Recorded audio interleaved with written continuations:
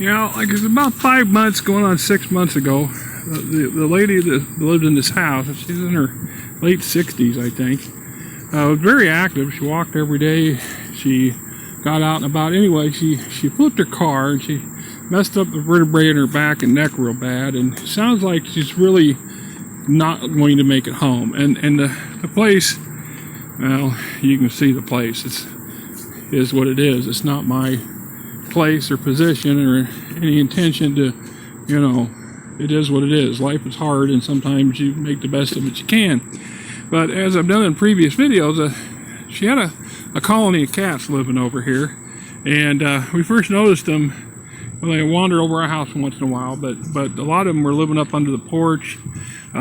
These piles of junk, I mean, that's garbage. I can't mow over them. Since she went to hospital, I've been mowing her property and trying to we've been looking after the cats as best we could. And at one point, we've had as many as 12 at the house, of all generations. The youngest ones we got videos of, they're probably 8 weeks old, 10 weeks old now. And we think that particular mama cat looks like she's pregnant again. So we called the ARL and we called animal control and other places, and for the most part, there's not enough cats here for any of these bigger organizations to come out and try to do something about it. And what Brenda and I, my wife, began to understand is that these cats, if you look at the trash, here's an example. That is a cat food can, and there are literally hundreds, if not thousands, of them all littered through here. And that's not including how many. See, there's 3 right there, and there's more over there. See them right there? All over the place.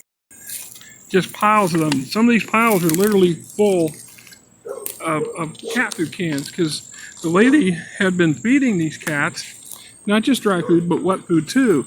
And, it's been going on a long time, because, I mean, that's a rusted cat food can. So who knows how many years old that is. I mow over them as much as I don't want to, but I've gotten to the point where, there's just so much garbage in these particular piles, there's nothing I can do. And it sounds like her brother and them, now they're debating on what to do with the property. She's obviously not coming home. More cat food cans, cat food, there's a whole pile of them right there in the weeds. And tuna fish cans. She's been feeding them tuna and whatever she could afford. I mean, there's just piles of them. See all the cans up in there? Cans in that whole stack of cans everywhere. So, like I said, when that was what the backyard looked like before I started really cutting into it, because, well, I don't know, I'm kind of weird this way. I'm trying to help people, trying to do a good deed, right? More cat food cans, more tuna cans. Anyway, another neighbor up the street, he bought and donated $100 worth of cat food. We've been going, it's almost a running gag to 2 different Dollar Generals nearby and buying out their cheap canned cat food. You can get 25 cans for $10. And my wife will feed 4 or 5 cans a day to these cats, and then a couple more cans go to our own indoor cats. See more cans in the bush, cans in the weeds, cans everywhere. And so after being in conversation with, see, more cans. Hi, Mama. Did you bring? See, there's the mama I was talking about. She's right there in the grass. She got one of her babies with her. You come over here to get out of the heat? Yeah. We think she's pregnant again. She's really got a big belly on her. And we'll let you be. You'll be okay. You come back over for supper later. And you know you will. She come over here to get away from the sun and the neighbors and stuff like that, us, I guess. The neighbor on the other side, he's got lots of places for cats to hold up and hide, and they like it over here.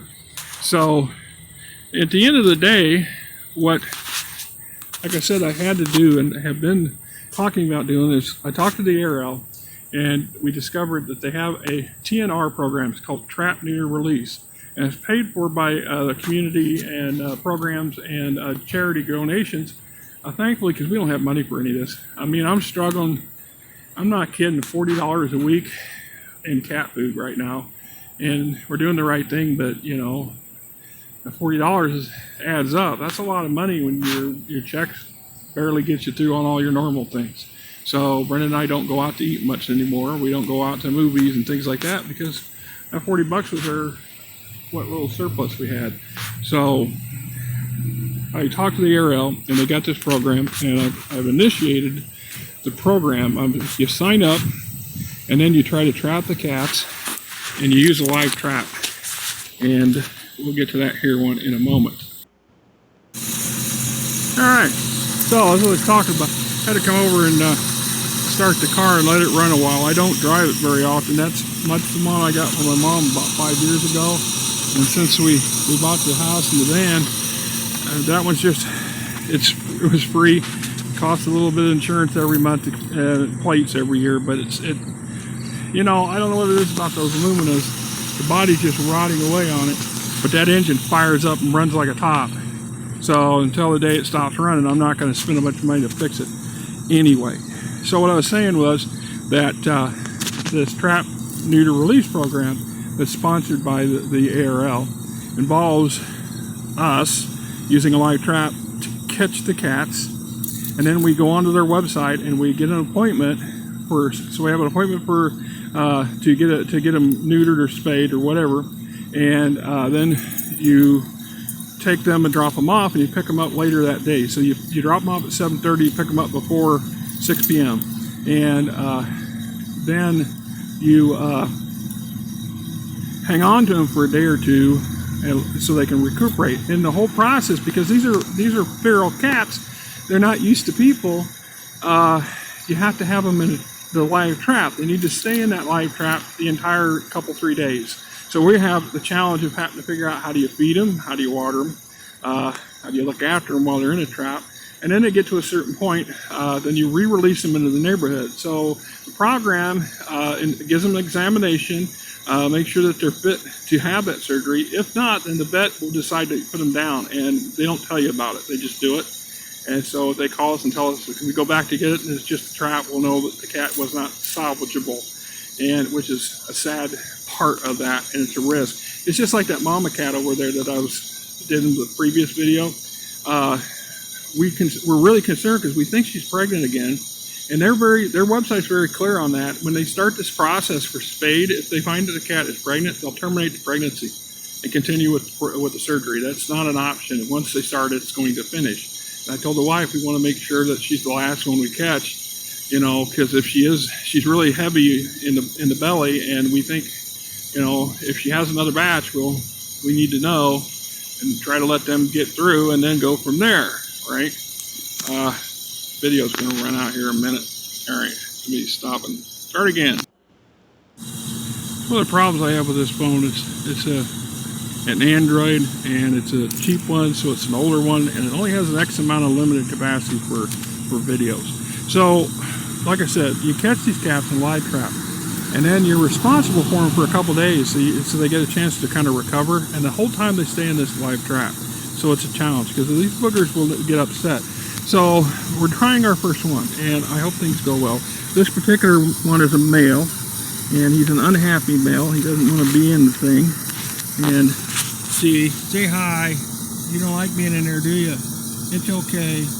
It's okay. You'll be fine. Yeah.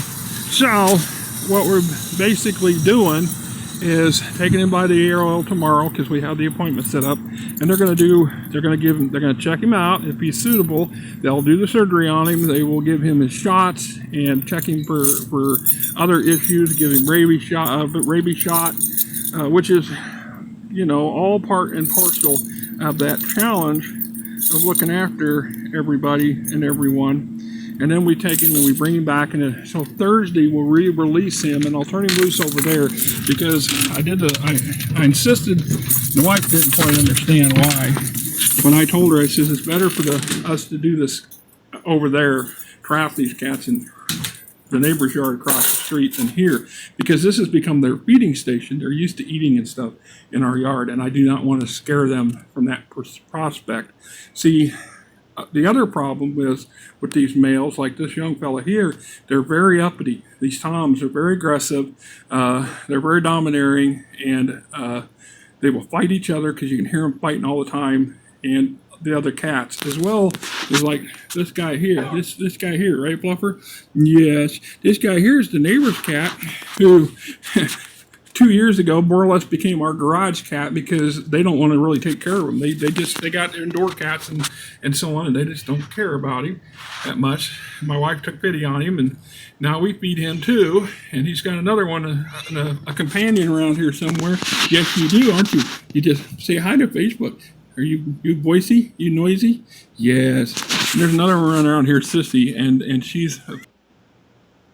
My friends. Yeah, like I said, my phone is an Android, an older version, because once again, I live on a budget. I don't have a lot of money.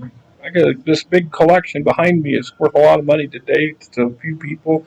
But I bought this stuff back in the 80s, 90s when I was a bachelor and lived in my parents' basement, didn't care. So money's a bit tight. This is a $40 phone that I have, and at best I can capture 2 or 3 minutes worth of video, and then it starts to fill up and starts having cranky problems. So, as I was saying, we're doing this TNR program, and this is our first cat.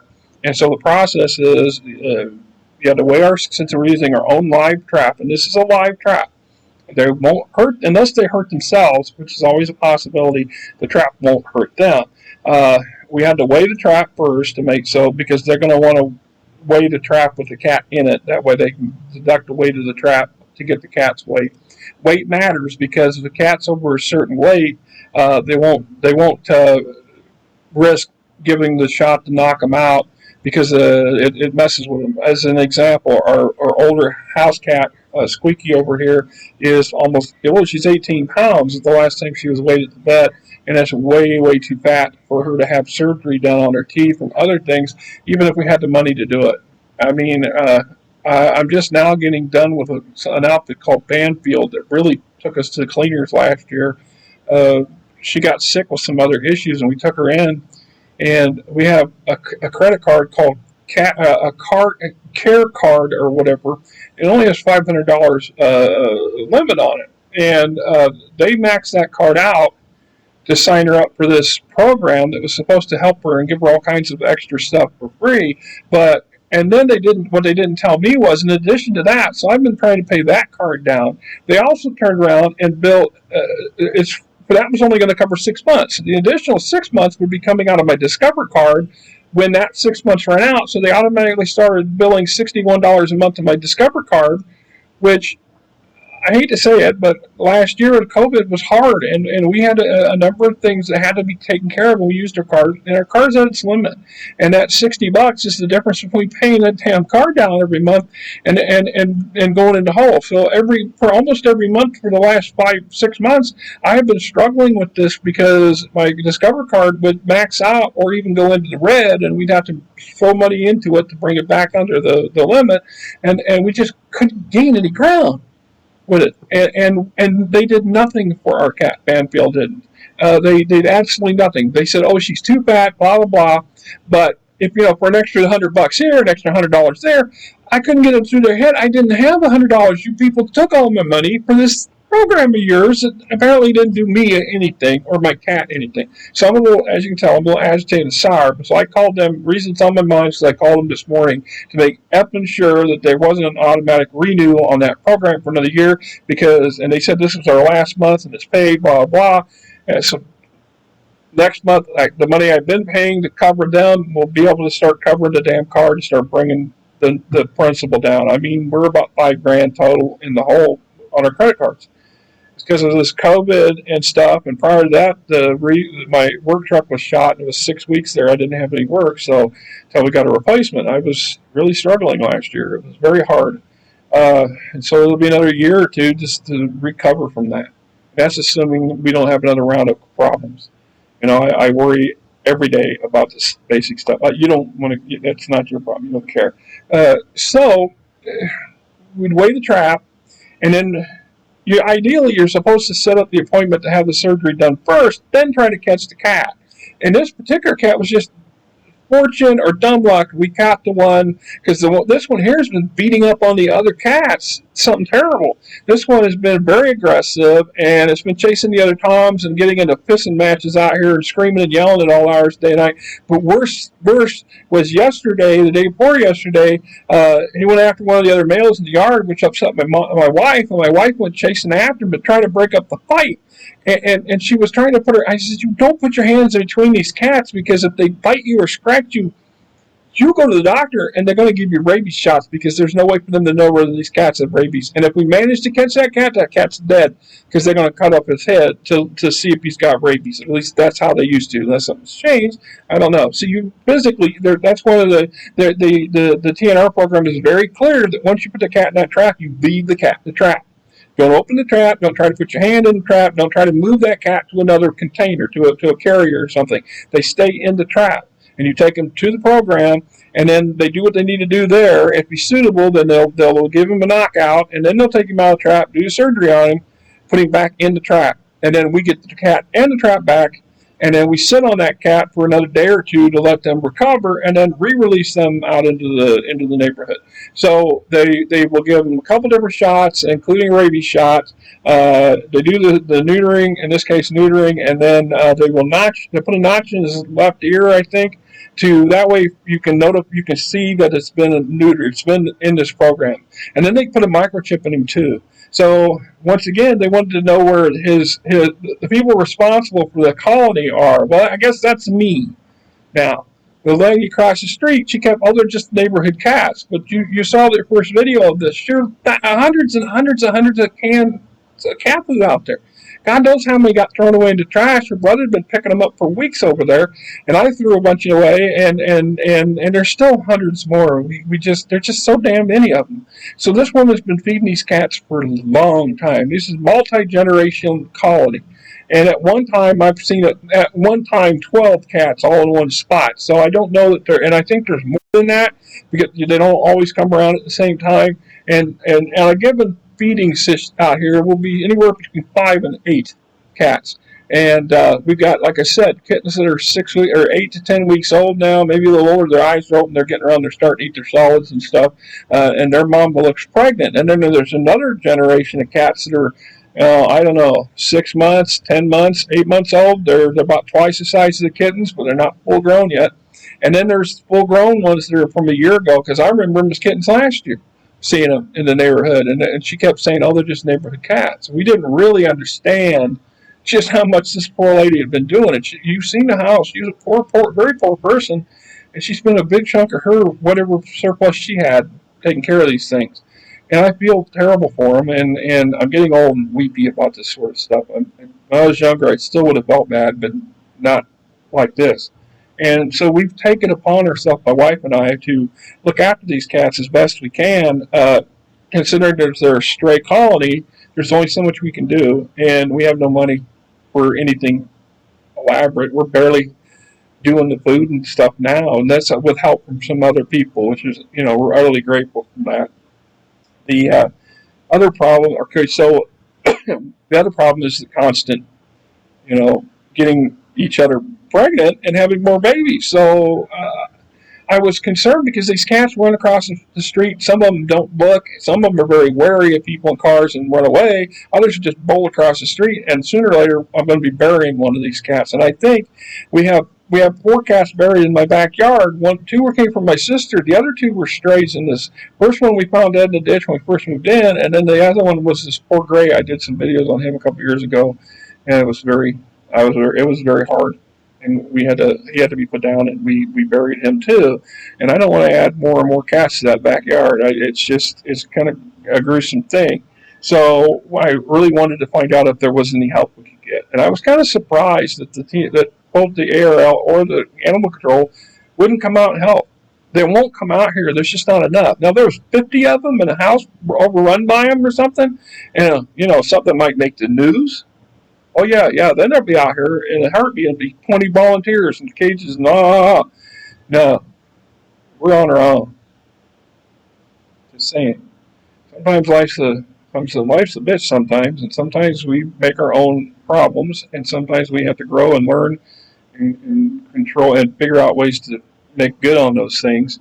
You know, I've had a life of questionable things over my lifetime, and back in the day, very selfish person. And the last, I don't know, since I've gotten older, since I hit 50, things have changed radically for me in many ways, and most for the good. Right? There's a few health issues and things, but mostly for the good. And it's a karma thing. I'm trying hard to make good karma. This is why I started mowing the lady's lawn. Nobody asked me to mow that lawn. Nobody offered me money to do that. It was just she'd mow it once or twice, maybe once a month on her own, and she was never mowing her backyard. I didn't realize just how bad that backyard had gotten, you know, and because she had a beat up old hand mower. I offered to help because my dad's 35-year-old Kubota in the garage. It's a nice big old school lawn tractor, more than sufficient to handle most of the neighborhood. And I offered a couple times, like in the winter, I offered to take the snowblower over and blow her driveway out. She wouldn't let us do it. She'd go out every hour on the hour as the snow fell and shovel and just kept scraping her driveway out because that's how she wanted to do it. She was very independent, very exercise prone, and I'm sad that she's not coming home. I mean, I don't really have any obligation to keep taking care of the property over there.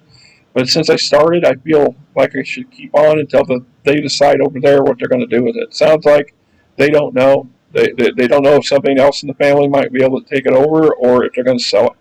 And in any case, she's going into assisted living or is already there.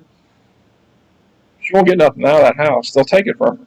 They do that. It was one of those lessons we learned when my mom passed away in 17. Was, you know, she'd had Medicaid. Medicaid wanted their money back. $46,000 in her estate. A big half of her estate went to pay Medicare back. Keep that in mind. So, you know, I'm going to do some more videos. I apologize to my normal viewers of this channel, all 5 or 6 of you, right? Because normally I use this channel for conspiracies and other things of weird interest that just might trigger. Because I'm kind of an odd individual. But I wanted to share these experiences with these cats. It's just, what else do you do, right? There's no fame or fortune here. Hell, I don't know, maybe a dozen people will see this if they care. I post stuff on Facebook. A few people go okay, or you know, do some emojis and stuff. But life is what it is, right? Until next time, this is Rick, and I thank you guys for listening to me ramble. Sometimes you just need to get things off your